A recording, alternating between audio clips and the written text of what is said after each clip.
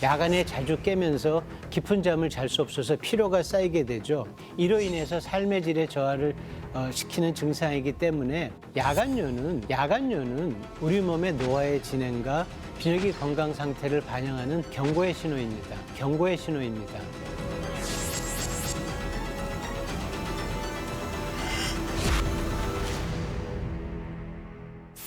안녕하세요. 경희대학교 비뇨의학과 이형래 교수입니다. 야간뇨는요, 정상적인 사람은 평균 낮 시간에 1분의 1cc, 그리고 밤 시간에는 1분에 0.3cc 정도 소변이 만들어집니다. 물론 물 마시는 양에 따라서 좀 차이가 있긴 하겠죠. 그래서 우리가 보통은 낮 시간에 서너 시간에 한 번 소변을 보고 밤에는 소변이 낮에 반 이하로 줄어들기 때문에 8시간 이상 수면을 해도 깨지 않고 잘 수가 있습니다. 그런데 여러 원인에 의해서 잠자는 동안 한 번 이상 소변을 보기 위해서 깨는 것을 우리가 야간뇨라고 하고요. 임상적으로는 2번 이상 깰 때 의미 있는 야간뇨라고 합니다.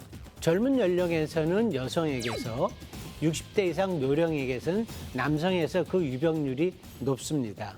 야간뇨의 원인은 우리가 크게 몇 가지로 나눌 수 있는데 가장 첫 번째 원인은 수면 장애로 인해서 깊은 수면을 취하지 못하기 때문에 작은 자극에서 깨서 습관적으로 화장실 가는 경우, 아마 제 생각에는 이런 경우가 가장 많을 것으로 생각이 되고요. 두 번째는 야간 단뇨증입니다. 즉 야간에 소변이 많이 만들어지는 경우인데요. 야간 단뇨증의 정의는 하루 종일 본 소변 양 중에 3분의 1 이상을 수면 중에 본다면 야간 단뇨증이라고 진단할 수 있습니다. 세 번째는 야간에 우리가 소변을 저장하는 그릇이 바로 방광이죠.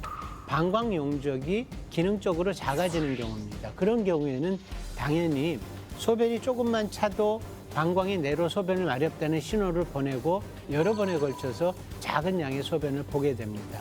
네 번째는 다양한 전신질환으로 인해서 야간뇨가 발생할 수 있고요. 마지막으로 생활 습관 중에 저녁에 수분, 카페인, 알코올 섭취가 증가되면 아무래도 밤에 소변량이 증가되겠죠. 또 수면 패턴 이상, 이런 것들이 야간뇨의 원인이라고 할 수 있겠습니다.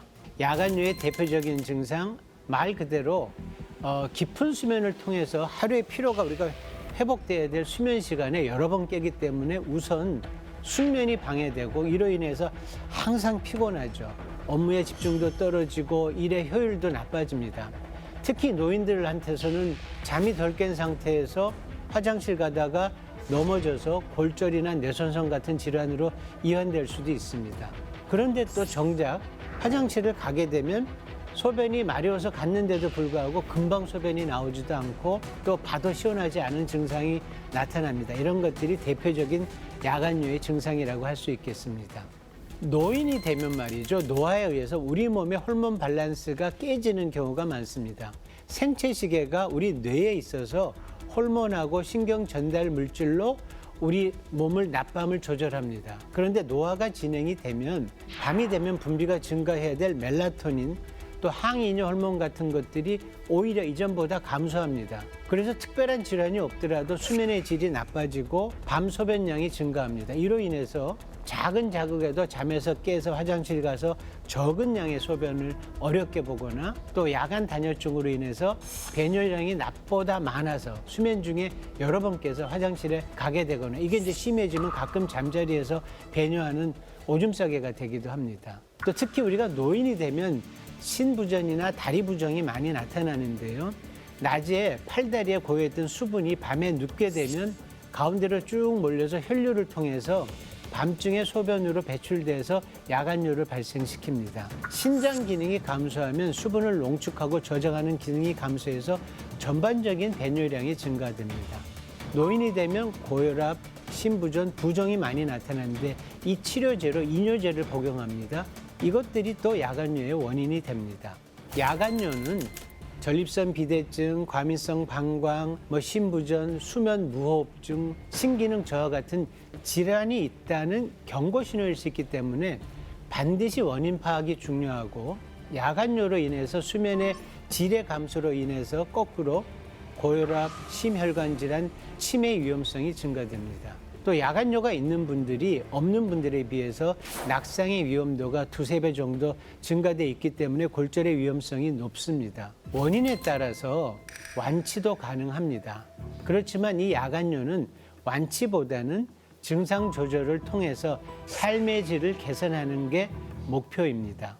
야간뇨의 진단을 위해서 필요한 검사 가장 첫 번째가 요루 속도 검사입니다. 내가 소변을 제대로 비우는지 또 비우고 나서 남아있는 소변이 없는지를 체크하는 거고요. 두 번째가 배뇨일증의 작성입니다. 배뇨일지란 뭐냐면은 소변 보는 일기를 쓰는 겁니다. 3일 동안 쓰게 되는데요. 아침에 일어나서 내가 몇 시에 얼마의 소변을 봤다 이렇게 쭉 3일 동안 쓰게 되면 이 자체로도 본인 스스로가 내가 소변 보는 패턴이 어떤지를 파악할 수 있고 야간뇨의 성격을 우리가 어느 정도 알 수 있습니다.